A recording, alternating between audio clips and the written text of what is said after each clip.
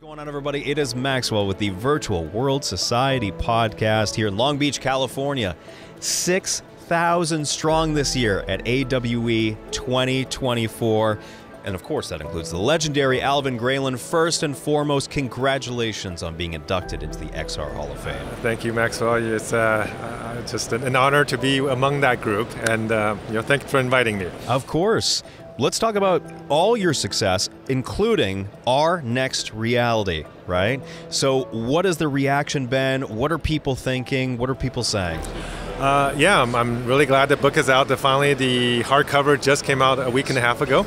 So, this is on Amazon now and available globally. Yeah. It's also on Audible as well as Kindle.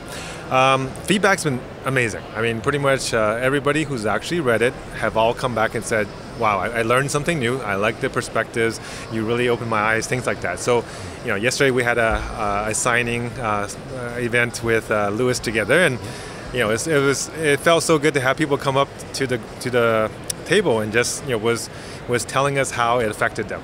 So I'm glad that people are actually reading it, and I'm glad that the messages are ringing with people. Yeah.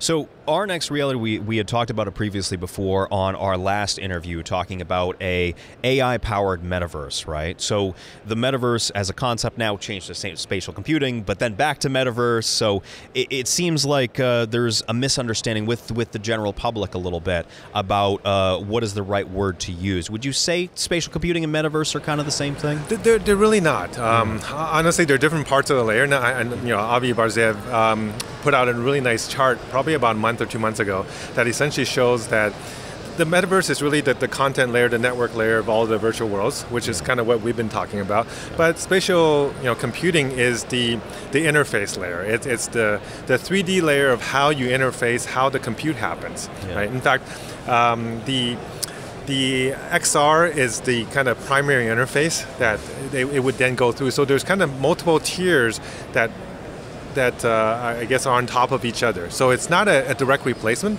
although for a lot of people it's probably too much detail. Yeah. So just to say it's about the same thing is probably good enough for most people's purpose. Yeah. But for the industry, I think it's important to kind of recognize that there are some nuanced differences. Yeah. And those little bit of differences, they can make a really huge impact when it comes to the marketing and kind of understanding of XR and AI. It seems. Yes, absolutely. And I think Apple's done a very good job in their marketing side. So they have such a large voice. So when they start talking about spatial computing, then people just say, oh, VR is spatial computing. And in some ways, it's probably for the mass market, that's good enough. Yeah. Absolutely.